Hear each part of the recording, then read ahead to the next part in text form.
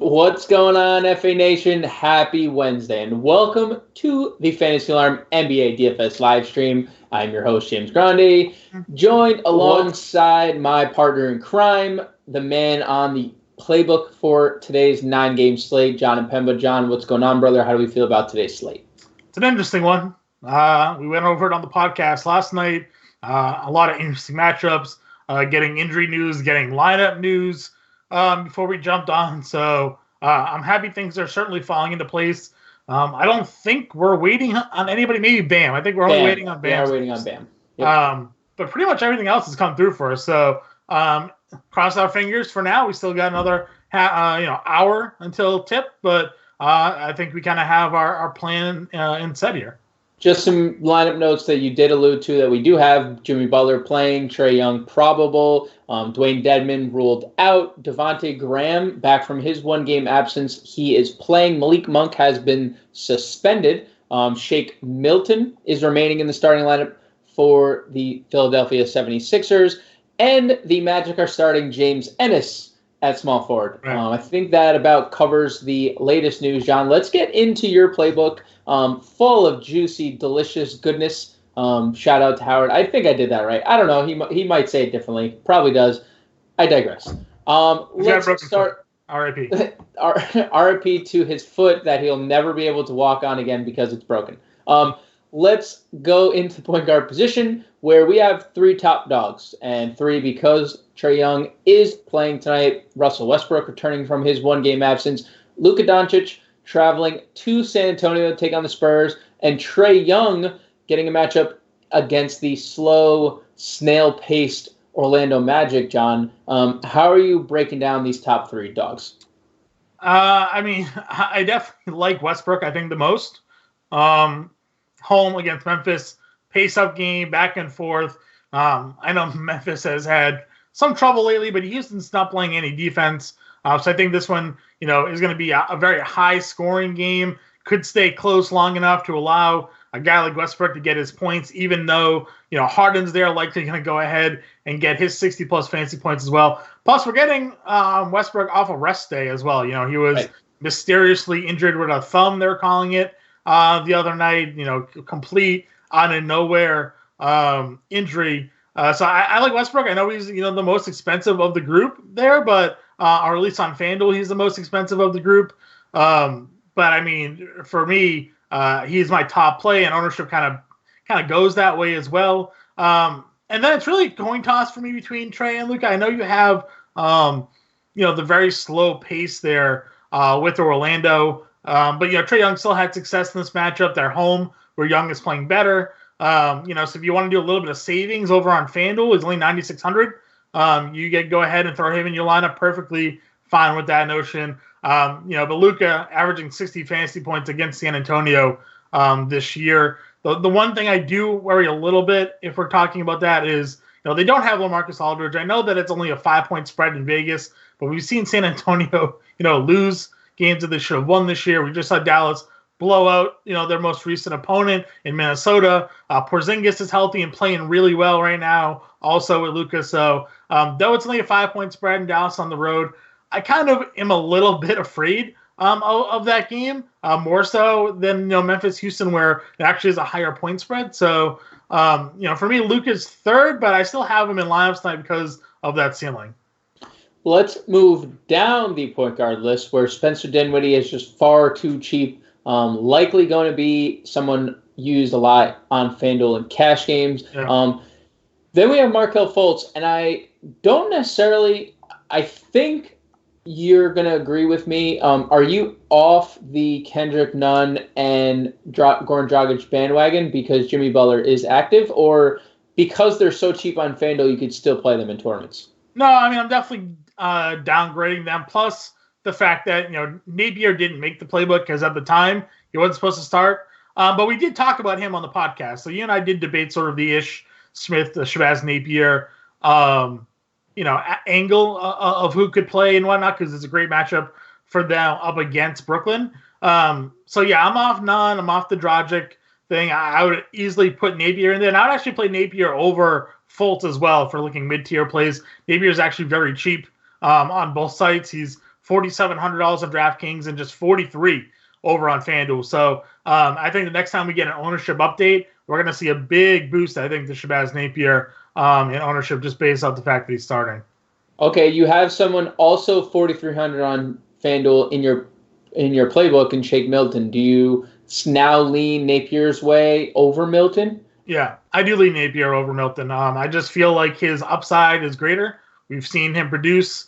I know that he's still playing, with an elite, scorer, Bradley Beal, a high usage play. But Shake is like the third, fourth, probably the fourth option, behind Richardson, Embiid, and Harris there. So, for me at that price point, again, it's basically Dinwiddie, Young, Doncic, Westbrook, and then you probably could just get rid of Nunn, Milton, and just throw in Napier there. I still like Fultz and GPPs. I mean, it is up against Atlanta.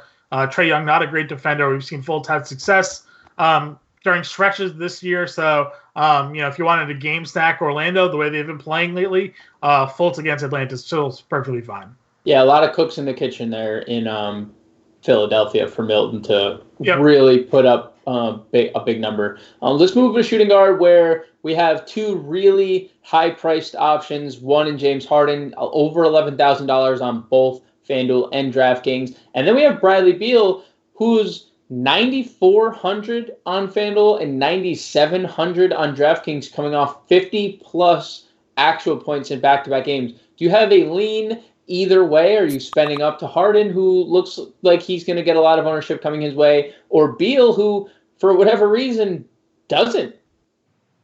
Yeah, I mean, I definitely think that people are going to be leaning the Harden Westbrook route for chalk. So, and cash games go in that direction. For GPPs, I think it's fine to spend down and save a little money. I have no problem at all going with Beal. I mean, how do you go against him? He's 50 actual in 2 straight games. I know it was overtime aided, the most recent one, but it's Brooklyn. He went for 60 fantasy points against them in their most recent meeting, so it's not as if he can't score on them. We've been playing Wizards, Brooklyn, those type of matchups all season. So, I don't hate the savings. I mean, you're getting $2,000 off on Harden to Beal, and they can both go for 60, 70 fantasy points. The rest of your shooting guard position has the likes of Karis LeVert going up against Washington, the GPP darling Terrence Ross in Atlanta, Jason Richardson, Josh Richardson, Jason Richardson not playing in the NBA any longer. Great dunker. Shouts to him, but this is Josh, still too cheap. And Cody Martin makes your playbook someone we've seen start in a few games this year. Why don't you assess those 4 guys? Did you skip over DeRozan? Did I miss you say DeRozan? I didn't. Or I did, and I don't know why. I'm not playing him. I'm just kidding. I'm just kidding. I'm definitely playing DeMar DeRozan. I was gonna say you're pulling a fence man on me here, like. Yeah.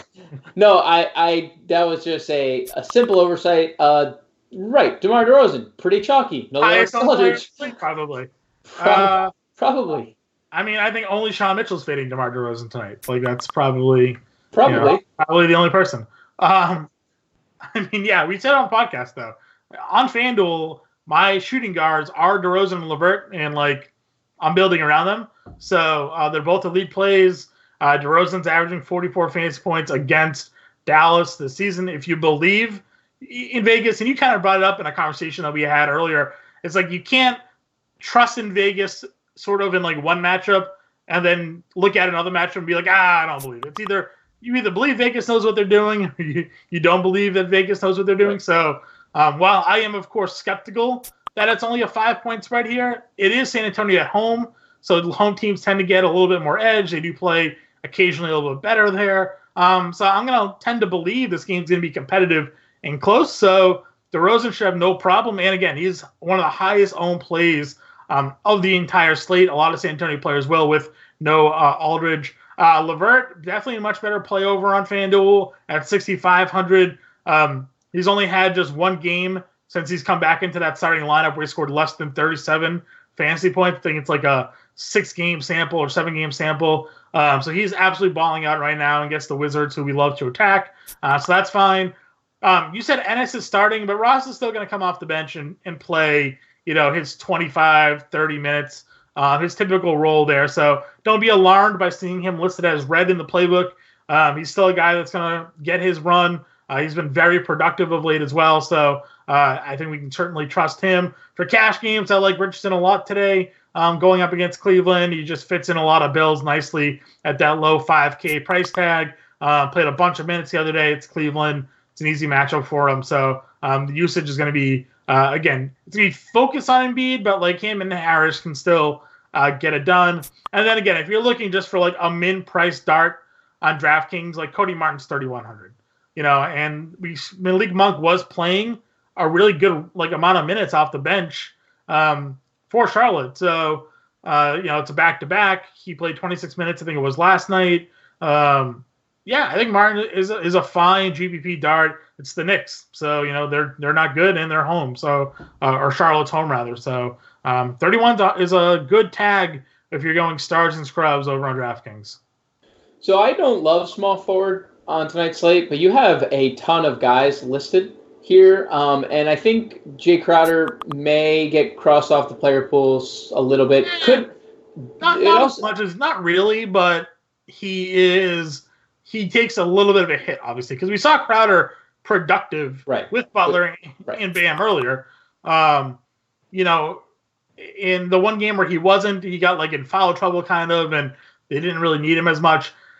I guess maybe a worry would be that Miami just runs Minnesota out of the gym and then he gets limited there. But, they're certainly crowded in the small forward position, but they don't really have power forward depth outside of Olynyk yet. So Crowder's still going to see a run there. If Bam ends up getting ruled out, it's a big boost for Crowder there, in my opinion, because they're going to have to play Kelly at center. So, Crowder's not out of it for me, but it's a great matchup. It's just more so he's going to be contrarian in a lot of lineups.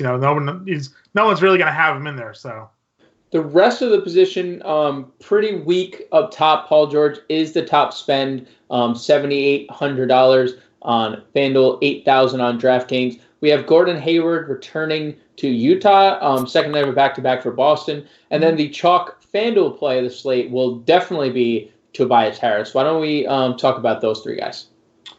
Yeah, the problem with George and Kawhi Leonard, for that fact that we talked about, is that when they both play, neither usually has a ceiling game unless it's an uber competitive back and forth game where they need them both to play 35 minutes. Other than that, they're both going to go for 40-ish fantasy points if the game's going to be rather competitive. So, George is fine. Again, we have him cheaper over on FanDuel. So there's a little bit more ownership there due to the lack of positional depth. Over on DraftKings, guys like LeVert and DeRozan, they're all small forward eligible. So, you have that flexibility. Hayward, again, more of a GPP dart. Narrative streak going back to Utah. It'll be his second game in Utah since leaving them because that first season he broke his leg and he wasn't able to get there. And he's been playing better for the last month or so. And I know the last couple of games his numbers haven't popped, but the production to fill up the stat sheet has still been there. You're not wrong though. Toby, he was doubtful. He ended up being active and went for 40+ fantasy points. It's Cleveland. We have high ownership on FanDuel again. DraftKings at 75. I still think you can play in there. It's just because the salary's tighter, or we don't have as high ownership. The rest of the position, Miles Bridges, definitely a tournament play only, considering how bad Charlotte is, and I know it's the Knicks. So I disagree. I think you can still play him in cash games. Even he got blown out last night. He still had 30 fantasy points. Playing anyone in Charlotte, anyone from Charlotte in cash. He's the safest player that they have on their team. Just Charlotte is. I'm just saying. Okay, you can play him in cash, and I will not, and then we'll we'll agree to disagree there.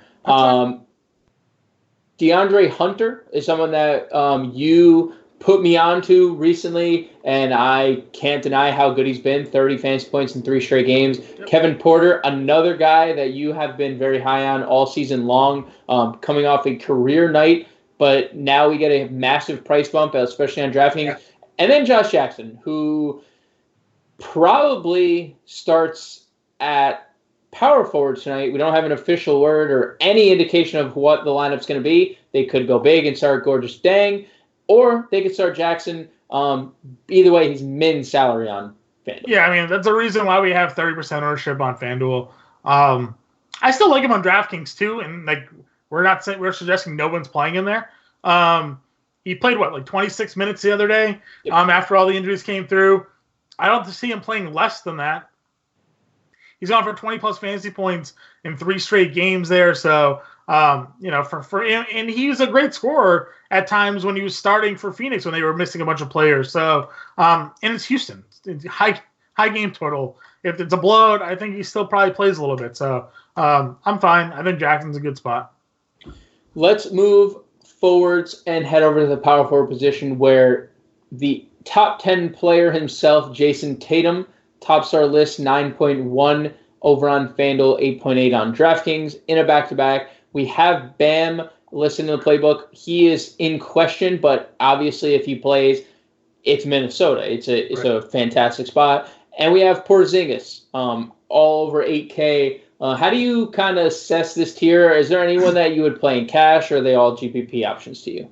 I would play Porzingis in GPPs. If Bam is active, I'd play him in cash, and I'd play Tatum in both.